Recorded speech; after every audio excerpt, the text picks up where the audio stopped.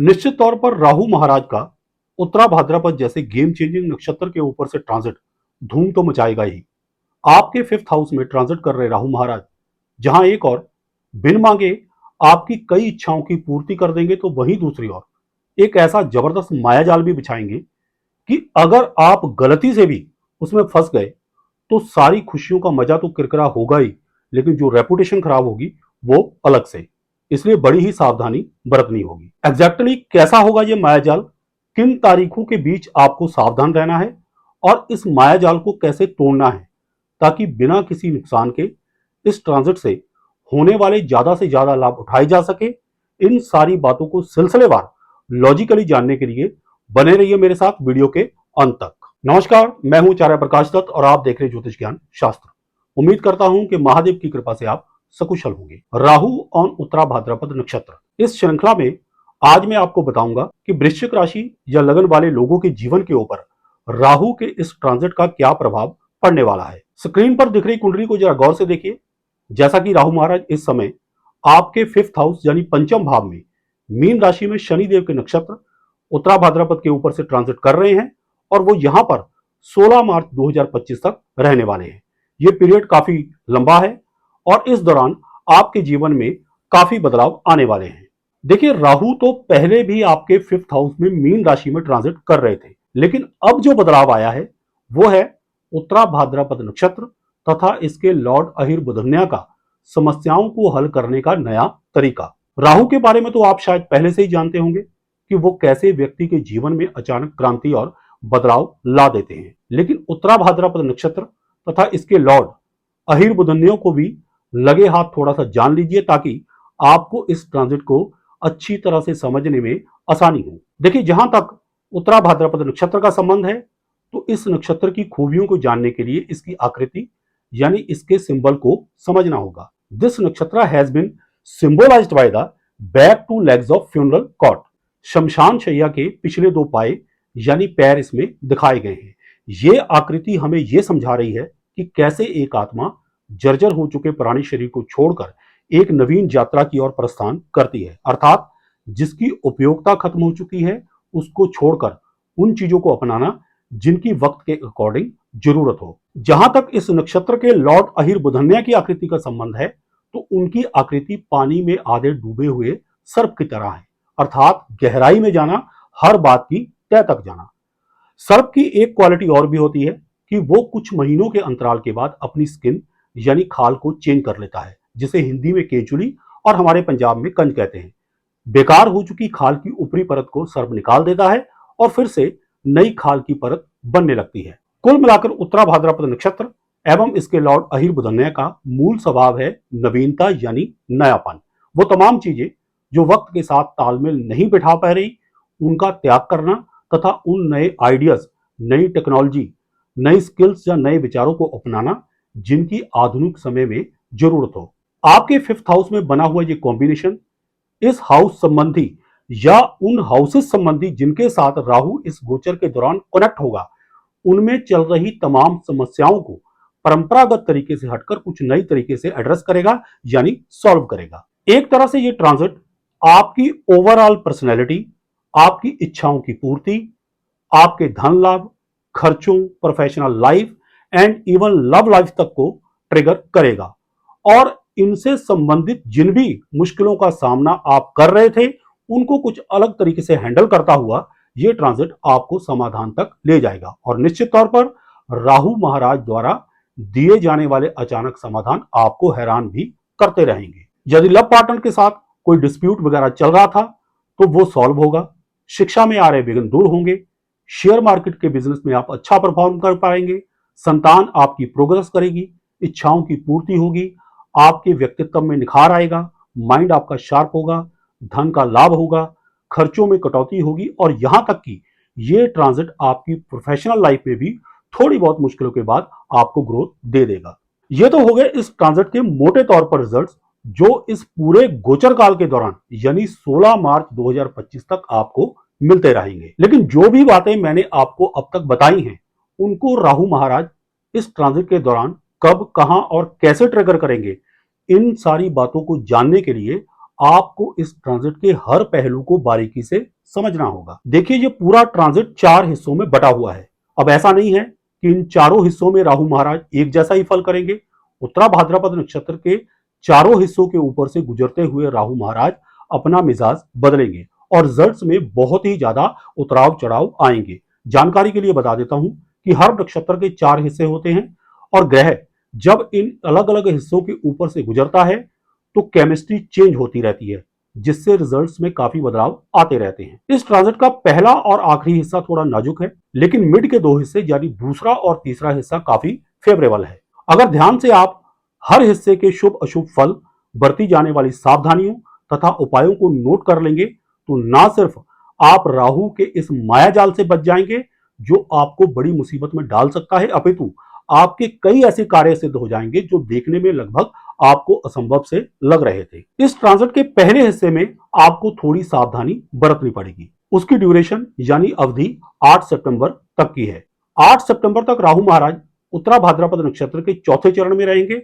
चौथे चरण के स्वामी मंगल एवं नवांश वृश्चिक राशि का बनता है। क्योंकि वृश्चिक राशि आपके फर्स्ट हाउस में पड़ती है, इसलिए फर्स्ट हाउस में एक्सटेंसिवली मिस्टीरियस टाइप एनर्जी यानी बहुत ही ज्यादा रहस्यमय ऊर्जा पैदा होगी, जिसका सीधा सीधा प्रभाव आपकी ओवरऑल पर्सनैलिटी के ऊपर पड़ रहा होगा और 8 सितंबर तक पड़ता रहेगा। यह रहस्यमय ऊर्जा मन में एक अज्ञात भय का संचार करती रहेगी। मन में डर के साथ साथ दुविधा, चिंता और क्रोध भी बना रहेगा। शिक्षा और लव लाइफ दोनों ही बुरी तरह से प्रभावित होंगे। यदि लव पार्टनर के साथ कोई कॉन्फ्लिक्ट वगैरह चल रहा है तो 8 सितंबर तक खुद से अलग होने का निर्णय मत ले, क्योंकि आगे जाकर सिचुएशन में ड्रामेटिकली पॉजिटिव फ्लिप आएगा, यानी अच्छा समय आएगा।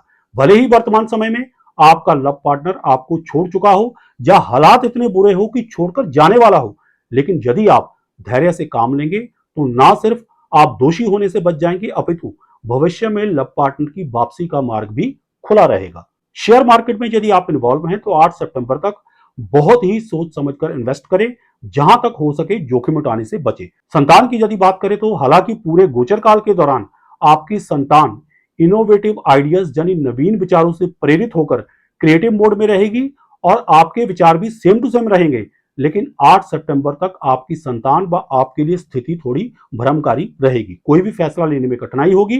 कुल मिलाकर यह समय संतान की तरफ से थोड़ा चिंता वाला रहेगा। जहां तक इच्छित वस्तुओं की प्राप्ति या इच्छाओं की पूर्ति का संबंध है तो हो सकता है कि इस अवधि में जहां एक और राहु महाराज के मिस्टीरियस एटीट्यूड यानी रहस्यमय रवैये के कारण कोई छोटी से छोटी डिजायर को पूरा करने के लिए भी आपको एड़ी चोटी का जोर लगाना पड़े, तो वहीं दूसरी ओर कोई बहुत बड़ी इच्छा बगैर किसी खास प्रयत्न के पूरी हो जाएगी। वैसे 8 सितंबर तक एक आधी लॉटरी डालकर इस रहस्यमय वक्त में किस्मत आजमाने में कोई हर्ज नहीं है। यदि आप विद्यार्थी हैं तो 8 सितंबर तक दी गई परीक्षा के परिणाम कुछ भी हो सकते हैं।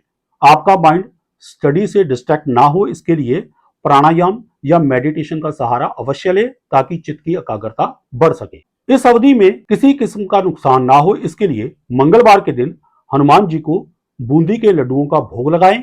यदि आप हनुमान चालीसा पढ़ सकते हैं तो अति उत्तम, और यदि नहीं तो ऑडियो लगाकर सुन लें।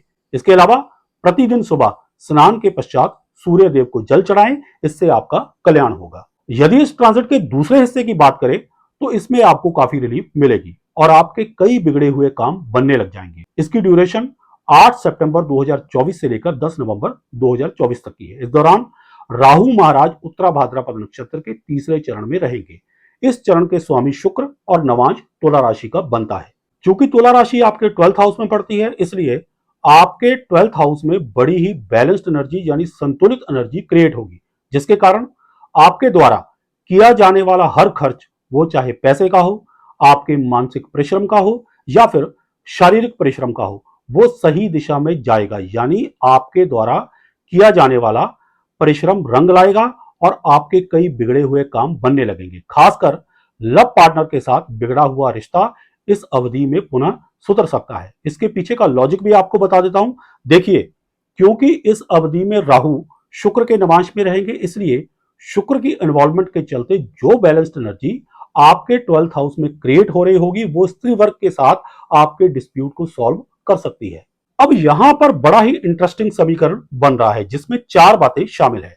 नंबर 1 पर राहु जैसा प्लैनेट चीजों को एक्सपेंड करता है। नंबर 2 पर तुला राशि के स्वामी शुक्र हैं, जो लव मैटर को रेगुलेट करते हैं। नंबर 3 तथा 4 पर उत्तरा भाद्रपद नक्षत्र तथा इसके लॉर्ड अहिर बुधन्या का प्रॉब्लम को एड्रेस करने तथा सॉल्व करने का नया तरीका। इन सभी के मिलने से एक ऐसा कॉम्बिनेशन तैयार होगा जिसके चलते जो एनर्जी यहां से रिलीज होगी उसमें लव प्रॉब्लम को हैंडल करने तथा सॉल्व करने के अनगिनत इनोवेटिव आइडियाज होंगे। कॉन्सिक्वेंटली इस अवधि में आप बिगड़े से बिगड़े रिश्ते को भी सुधारने में सफल हो पाएंगे। यहां तक कि अगर किसी शादीशुदा व्यक्ति का पत्नी के साथ कोई लंबे समय से विवाद चल रहा है तो वो भी इजीली सॉल्व हो जाएगा। जिन लोगों के शादी ब्याह के काम नहीं बन पा रहे थे, खास करके यदि आप कोई एनआरआई रिश्ता ढूंढ रहे थे, तो इस अवधि में प्रयत्न करने पर काम आसानी से बन जाएगा। यदि आप किसी को प्रपोज करना चाहते हैं तो भी ये समय अति उत्तम है। Because 12th house is the house of expenditure, तो इस हाउस में राहु की शुक्र जैसे भोग विलास के कारक ग्रह के तुला नवांश में मौजूदगी सुख सुविधाओं पर भी बढ़ चढ़ के खर्च करवाएगी। इंपोर्ट एक्सपोर्ट का काम करने वालों को काफी धन का लाभ होगा। विदेश यात्रा के भी काम बनेंगे, खासकर नव विवाहित जोड़ों के। इसके अलावा यदि आप अपने आमदनी के कुछ एक्स्ट्रा सोर्स जनरेट करना चाहते हैं तो यह समय अति उत्तम है। लेकिन सावधान, इस अवधि में राहु का माया जाल भी एक्टिव रहेगा। ये कॉम्बिनेशन 12th हाउस में बन रहा है और 12th हाउस हिडन चीजों को अक्सर पब्लिक कर देता है। अगर आपके मोबाइल या लैपटॉप में आपकी लाइफ का कोई प्राइवेट मूवमेंट कैप्चर्ड है तो उसके लीक होने का डर है, इसलिए सावधानी बरतें। वैसे डिलीट कर देने में ही भलाई है। जहां तक इस अवधि में किए जाने वाले उपाय का संबंध है तो शुक्रवार के दिन मंदिर में लक्ष्मी मां की मूर्ति के समक्ष सुगंधित इत्र चढ़ाने या अगरबत्ती प्रज्वलित करने से शुभ फलों में अत्यधिक वृद्धि हो जाएगी। इसके अलावा यदि आप राहु के मंत्र ओम भ्राम भ्रीम भ्रौम सहर आवे नमा का हर रोज एक माला जप कर ले तो सोने पे सुहागा, ये मंत्र आपकी प्राइवेसी को लीक होने से बचाएगा। इस ट्रांजिट के तीसरे हिस्से की बात करें तो ये 10 नवंबर 2024 से 12 जनवरी 2025 तक का है। इस दौरान राहु महाराज उत्तरा भाद्रपद नक्षत्र के दूसरे चरण में रहेंगे। दूसरे चरण के स्वामी बुध और नवांश कन्या राशि का पड़ता है। आपकी जन्म कुंडली के अनुसार कन्या राशि आपके 11th हाउस में पड़ती है। आपके 11th हाउस में रिवॉर्ड गेनिंग एनर्जी क्रिएट होगी। कॉन्सिक्वेंटली इस अवधि के दौरान आपको धन का लाभ काफी बढ़ चढ़ के होता रहेगा। नौकरी पेशा है तो इंक्रीमेंट से, और यदि कारोबारी हैं तो कारोबार में वृद्धि से आपको धन का लाभ होगा। इस अवधि में बिन मांगे आपकी कई इच्छाओं की पूर्ति होती रहेगी। प्रेम प्रसंगों यानी लव मैटर्स के लिए यह समय पहले से भी ज्यादा फेवरेबल रहेगा। यदि आपका लव पार्टनर किसी कारणवश आपसे दूर हो गया था तो वो इस अवधि में खुद से वापसी कर सकता है, बशर्ते 8 सितंबर से पहले आपका रवैया ज्यादा रफ एंड टफ ना रहा हो। अपार्ट फ्रॉम दिस, मित्रों तथा बड़े भाई का रवैया भी आपके प्रति कोऑपरेटिव रहेगा। जो विद्यार्थी हैं उनको शिक्षा में अच्छे परिणाम मिलेंगे। शेयर मार्केट का काम करने वालों को लाभ बढ़ चढ़ के होगा। आपकी संतान के लिए भी यह समय अच्छा जाएगा। उनकी शादी ब्याह के योग बनेंगे। कुल मिलाकर आपके लिए यह समय अचीवमेंट वाला रहेगा और आप काफी प्रसन्न भी रहेंगे। इस अवधि में मिलने वाले बेनिफिट्स को और भी बढ़ाने के लिए मजदूर वर्ग के लोगों या गरीब लोगों को नमकीन चीजें खाने को दें। अब आखिर में बात करते हैं इस ट्रांजिट के चौथे हिस्से की, जो 12 जनवरी 2025 को शुरू होगा और 16 मार्च 2025 को खत्म होगा। इस दौरान राहु महाराज उत्तरा भाद्रपद नक्षत्र के पहले चरण में रहेंगे, जिसके स्वामी सूर्यदेव हैं, और नवांश सिंह राशि का पड़ता है। सिंह राशि आपके 10th हाउस में पड़ती है, जहां से हम मुख्य रूप से जीवन में किए जाने वाले कर्मों का विचार करते हैं। क्योंकि सिंह राशि अधिकारों का प्रतिनिधित्व करने वाली एक डोमिनेटिंग राशि है, इसलिए इस समय के दौरान आप अपने राइट्स को लेकर ओवर कॉशियस रहेंगे और ओवर रिएक्ट भी करेंगे। कॉन्सिक्वेंटली आपका बिहेवियर रूड हो सकता है। राहु जैसा तामसिक प्रवृत्ति का प्लैनेट इस अवधि में आपको जरूरत से ज्यादा अग्रेशन दे सकता है, जिसके चलते आपके संबंध लोगों से खराब हो सकते हैं। यदि आप नौकरी पेशा हैं तो अपने बॉस या सीनियर से वाद विवाद से बचें, और यदि आप खुद बॉस हैं या सीनियर हैं तो अपने अधीनस्थ यानी अंडर काम करने वाले लोगों से सॉफ्टली पेश आए, अन्यथा टकराव की स्थिति निर्मित हो सकती है। टकराव की स्थिति में मान सम्मान को भारी हानि भी हो सकती है। अतः हर स्थिति में संयम बनाए रखें। लेकिन फिर भी अपने स्वभाव के अनुसार राहु महाराज इस अवधि में यदि आप नौकरी पेशा हैं तो आपको कोई प्रमोशन दिलवाकर, और यदि आपका खुद का बिजनेस है तो कोई क्रिएटिव एक्सपेंशन करके आपको अचंभित कर सकते हैं। ध्यान रहे, ये प्रमोशन अनएक्सपेक्टेड होगी और बिजनेस में होने वाली एक्सपेंशन भी अनप्लैंड होगी। उपाय के तौर पर इस अवधि के दौरान भी गरीब या मजदूर वर्ग के लोगों को शनिवार के दिन नमकीन चीजें खाने को देते रहें। इससे आपका लाभ बढ़ता जाएगा और हानि कम होती जाएगी। अब अंत में हमेशा की तरह वो उपाय जो आप अपनी राशि या लग्न के अनुसार पूरे गोचर काल के दौरान कर सकते हैं, और वो है हनुमान चालीसा का पाठ। यदि आपको पढ़ने में कठिनाई हो तो ऑडियो लगाकर सुनने से भी उतना ही लाभ होगा।